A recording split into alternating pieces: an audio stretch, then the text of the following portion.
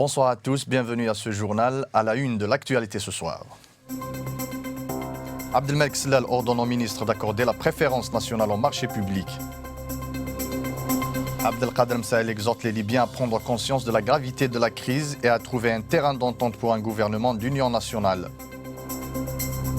Le général de corps d'armée Ahmed Gaïd Salah assiste à Tindouf à un exercice de tir réel dont les étapes ont été opérées avec la plus grande précision. International, le président syrien Bachar el-Assad affirme que la paix reviendrait dans son pays quand l'Occident et l'Arabie saoudite auront cessé de soutenir les terroristes. Avant de développer ces titres, grand nu social à la Société nationale des véhicules industriels de Rouiba, la SNVI. Cela s'est passé hier matin et ça continue aujourd'hui à une moindre échelle. Les employés de la SNVI ont bloqué la route nationale 5. À l'origine de cette contestation, un retard de 9 jours de paiement, celui du mois de novembre, considéré comme un laisse-droit de plus par les employés qui demandent aussi la reprise de la production à l'arrêt depuis un an. Pour exprimer leur colère, les employés ont investi la rue, bloquant la circulation. Ils ont été délogés par les éléments des services de sécurité dépêchés sur place. L'opération s'est soldée par une dizaine de blessés et une vingtaine d'arrestations. Dans l'actualité nationale, la préférence à la production nationale doit être accordée lors de l'attribution de marchés publics, a ordonné le Premier ministre Abdelmalek Sellal dans une note adressée aux membres du gouvernement et les Wali. Éclairage de Abdelhak Bouatoura. Monsieur Sellal a souligné dans une note que le recours aux biens et services d'origine algérienne s'avère une option stratégique et un choix déterminant pour le développement de l'économie nationale. À cet effet, le Premier ministre a exhorté les destinataires de sa note d'accorder la préférence à la production nationale lors des appels d'offres pour l'acquisition d'équipements de bureaux et de fournitures nécessaires au fonctionnement des services administratifs. Il a également exigé des ministres et des Wali d'accorder la priorité à la production de biens et de services d'origine algérienne quand il s'agit de la réalisation de travaux et d'études, prestations de services et acquisition de fournitures hors de ceux destinés au fonctionnement des services administratifs dans le cadre d'une procédure d'appel d'offres nationale et internationale ou de gré à gré après consultation. Il précise que cela doit être appliqué dans le respect des critères de qualité au moins égales à celles des biens et services des soumissionnaires étrangers et de la marge préférentielle de 25% accordée aux produits d'origine algérienne. Ces instructions sont applicables aux marchés publics passés par l'État, les collectivités locales, les établissements publics à caractère administratif et ceux à caractère industriel et commercial, ainsi que les entreprises publiques économiques, a-t-il noté, en avisant les ministres et les Wali d'une mise en œuvre rigoureuse de cette instruction. Dans la crise libyenne, les Libyens sont appelés aujourd'hui plus que jamais à prendre conscience de la gravité de la crise et des risques que fait peser l'absence d'institutions face aux menaces qui guettent leur pays. C'est en ces termes que M. Msahel a tenu à s'adresser aux différents courants qui agitent la scène politique libyenne. Compte rendu de Neriman Rezgan.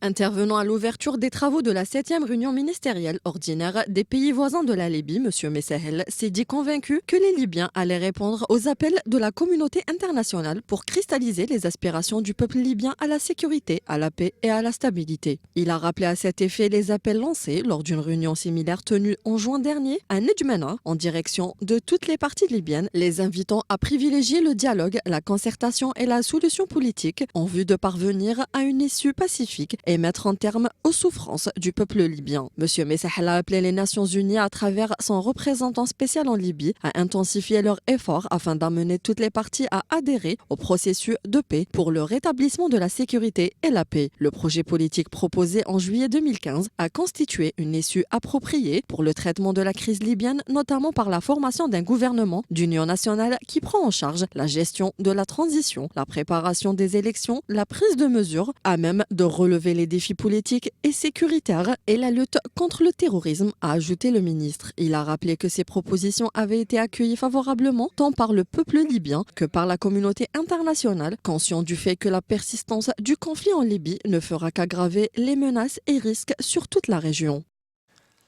Le vice-ministre de la Défense nationale, chef d'état-major de l'armée nationale populaire, le général de corps d'armée Ahmed Gaïd Salah, a affirmé à Tindouf que l'intérêt suprême des programmes de préparation des forces armées au combat était d'atteindre la permanente disponibilité opérationnelle. Sujet de Abdelhak Bouatour.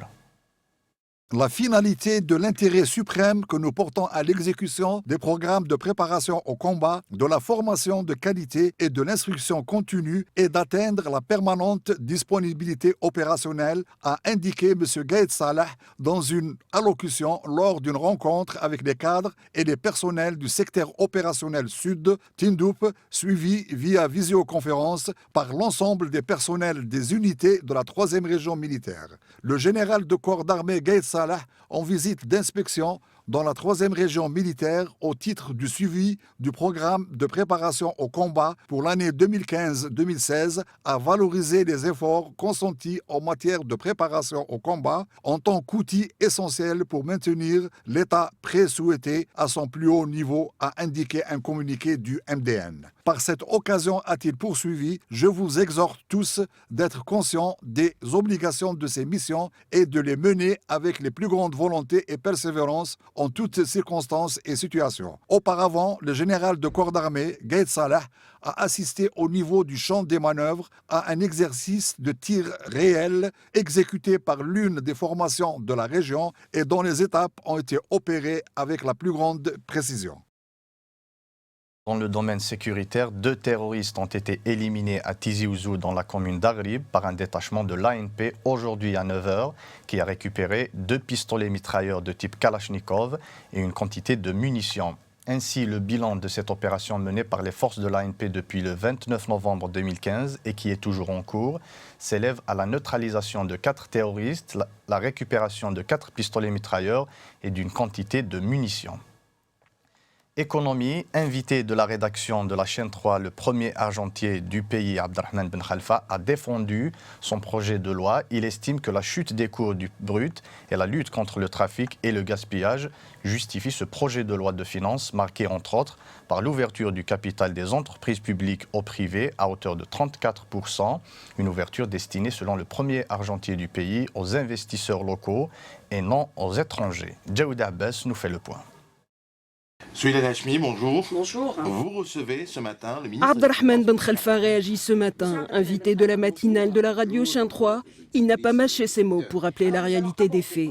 Si le projet de loi de finances 2016 sera adopté au Sénat, nul doute pour lui que cette loi mettra fin au trafic et à la désorganisation du marché en allant vers la vérité des prix. Sentencieux, il a rappelé que la chute drastique des cours du brut s'est traduite en Algérie par une baisse de ses recettes de l'ordre de 45%. Dire la vérité, c'est dire que nous ne pouvons plus vivre dans le même confort et dans la même, j'allais dire, dans la même improductivité où nous étions. Actuellement, l'électricité est soutenue à plus de 60% et nous allons progressivement libérer les prix.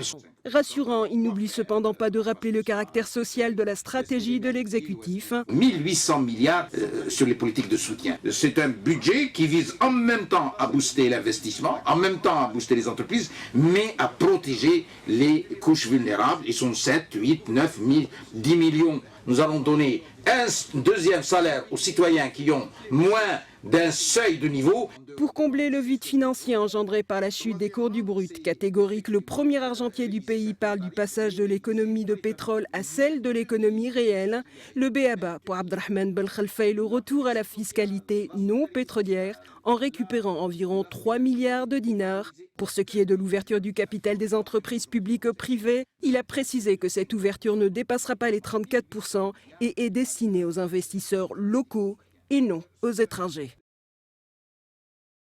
Dans l'actualité internationale, le président syrien Bachar el-Assad a affirmé que la paix reviendrait dans son pays quand l'Occident et l'Arabie saoudite auront cessé de soutenir les terroristes et s'est félicité de l'intervention armée de la Russie lors d'une interview diffusée mardi par la télévision tchèque. Nariman Rezgan. Pour ramener la paix, a-t-il affirmé, il faut que plusieurs pays, la France, la Grande-Bretagne, les États-Unis, l'Arabie Saoudite, le Qatar et quelques autres, arrêtent de soutenir les terroristes. Le lendemain, la situation sera déjà meilleure et en quelques mois, nous aurons la paix complète en Syrie. Dans son interview accordée à la télévision publique tchèque, à Damas, M. Assad se dit sceptique sur la possibilité de mettre en place une large coalition contre le terrorisme. Pourquoi n'ont-ils rien appris de Charlie Hebdo? Vous ne pouvez pas combattre le terrorisme alors que vous soutenez directement les terroristes et avez une alliance avec ce plus grand soutien du terrorisme dans le monde qu'est la monarchie saoudite, assène-t-il. La France ne fait rien de sérieux, tandis que les Russes sont très sérieux dans le combat contre le terrorisme. Il y a une coopération entre eux et l'armée syrienne, a-t-il affirmé. Prié de commenter la destruction d'un avion russe par l'aviation turque, M. Assad a estimé que le président turc Recep Tayyip Erdogan avait perdu son sang-froid parce que l'intervention russe avait changé le rapport des forces sur le terrain. L'échec d'Erdogan en Syrie, l'échec de son groupe terroriste marque sa fin politique, a-t-il ajouté. Interrogé sur la possibilité de voir des terroristes entrer en Europe, cachés parmi les réfugiés syriens, M. Assad a dit que leur infiltration avait lieu, bien entendu, mais qu'il était difficile d'estimer leur nombre. Al-Qaïda s'empare d'une ville clé dans le sud du Yémen, massacre dans une école de Peshawar, 4 exécutions par pendaison, climat la moitié des émissions de CO2 émises par les 10% d'habitants les plus riches au monde, et enfin Américains et Russes à l'ONU souhaitent tarir le financement des terroristes. C'est le monde aujourd'hui en bref avec Neriman Rezgan. 10% des habitants les plus riches de la planète émettent plus de la moitié des émissions de CO2, alors que la moitié la plus pauvre du globe n'est responsable que de 10% des rejets polluants, assure l'ONG britannique Oxfam dans un rapport publié ce mercredi. Les individus riches et les grands émetteurs de CO2 doivent enfin être tenus pour responsables de leurs émissions, estime dans ce rapport Romain Benecchio, responsable des politiques climat à Oxfam France. Les pays en développement doivent faire leur part, mais c'est aux pays riches qu'il appartient de montrer la voie et d'assumer les conséquences désastreuses et leur mode de développement et de consommation, a-t-il ajouté. 4 insurgés soupçonnés d'avoir joué un rôle dans le massacre perpétré par les talibans dans une école de Peshawar, dans le nord-ouest du Pakistan, ont été pendues aujourd'hui les premières exécutions dans cette attaque qui avait fait plus de 150 morts, en majorité des enfants. Elles surviennent près d'un an après l'attaque du 16 décembre lorsqu'un commandant de talibans avait fait éruption dans l'école publique de l'armée à Peshawar pour abattre froidement plus de 150 personnes, dont une majorité d'enfants. Ce carnage avait provoqué une onde de choc au Pakistan.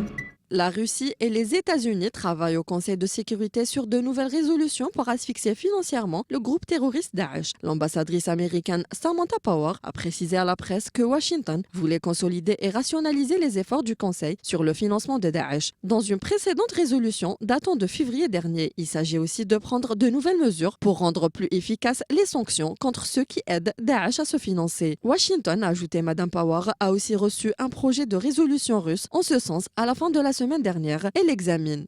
Le réseau Al-Qaïda s'est emparé ce mercredi de la ville de Jar, tenue par les forces pro-gouvernementales dans le sud du Yémen, après des combats qui ont fait au moins 7 morts, ont indiqué des responsables de la sécurité. La prise de cette ville, située dans la province d'Abyan, permettrait aux terroristes d'assurer une ligne de ravitaillement entre les villes de Mokala, sous leur contrôle, et d'Aden, où ils sont présents, a précisé une source militaire. Sport NBA, pour sa dernière apparition à Philadelphie, Kobe Bryant a été célébré, mais les Lakers ont perdu. Depuis qu'il a annoncé dimanche que 2015-2016 sera sa dernière saison en NBA, Kobe Bryant, 37 ans, a débuté sa tournée d'adieu.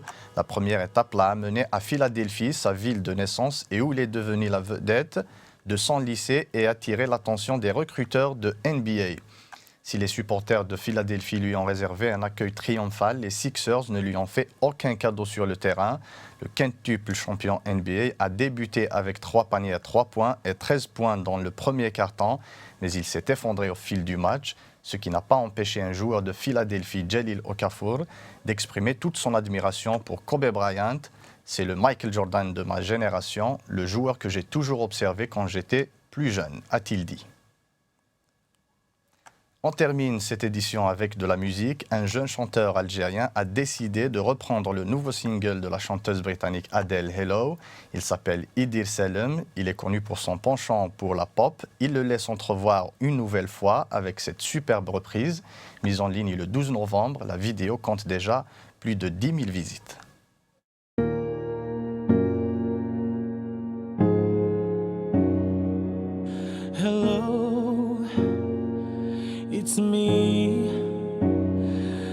was wondering if after all these years you'd like to meet, to go over everything.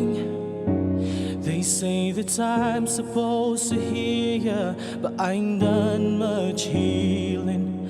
Hello, can you hear me? I'm in California dreaming up. Avec cette belle reprise, on arrive au terme de ce journal. Merci de l'avoir suivi. Excellente soirée à tous.